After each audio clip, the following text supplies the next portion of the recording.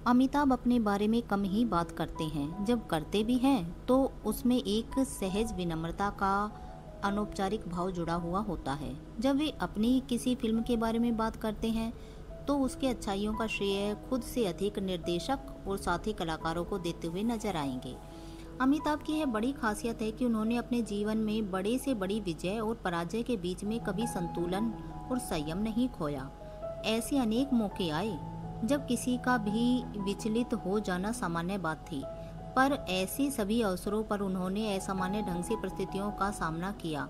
सबसे पहले उन्हें बेफोर्स से जुड़े आरोपों के दाग ने छुआ, पर वे न तो विचलित हुए और न पीछे हटे। उन्होंने बहादुरी से इसका सामना किया और अंततः इस लांछन से मुक्त हुए। ऐसा अमिताभ की जिंदगी में अनेक बार हुआ।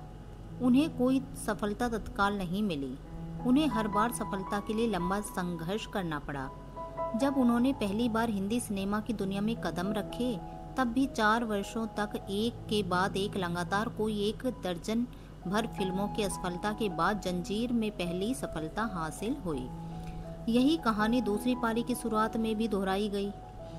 1997 से 2000 के बीच उनकी अनेक फिल्में आई, लेकिन किसी ने पहले जैसा तूफान खड़ा नहीं किया। उनकी खुद की खड़ी की गई कंपनी की फिल्मों से भी कुछ फायदा न हो सका, पर दोनों ही बार अमिताभ ने हार नहीं मानी।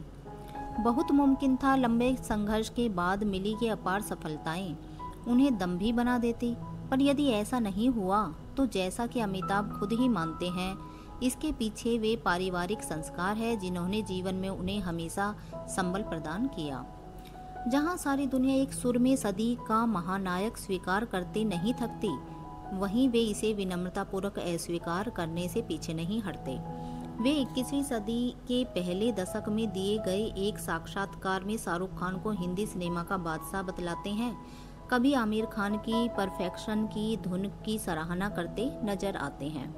जब भी किसी कलाकार की कोई अच्छी फिल्म आती है तो वे उसकी प्रशंसा करने से नहीं चूकते। उनके इस गुण ने भी उन्हें स्वप्रिय बनाया है और वे हमेशा सबके लिए प्रेरणा स्रोत रहे हैं। शायद ही कोई ऐसा कलाकार होगा जो उनके साथ काम करने की ख्वाहिश न रखता हो। अमिताभ उम्र के इस पड़ाव पर भी कुछ न कुछ नया और अनोखा करने के लिए ललायित रहते हैं। शायद यही अदम्य जिज्ञासा उन्हें उम्र के प्रभाव से मुक्त रखती है। वे हमेशा एक नई शुरुआत के लिए तैयार खड़े नजर आते हैं, मानो अभी तो बहुत कुछ हासिल ही नहीं हुआ है, आगे बहुत कुछ ऐसा है जिसे उपलब्ध किया जाना है। जैसे इकबाल की इस कालजयी पंक्ति को रेखांकित कर रहे हों, सितारों के आगे जहां और भी है।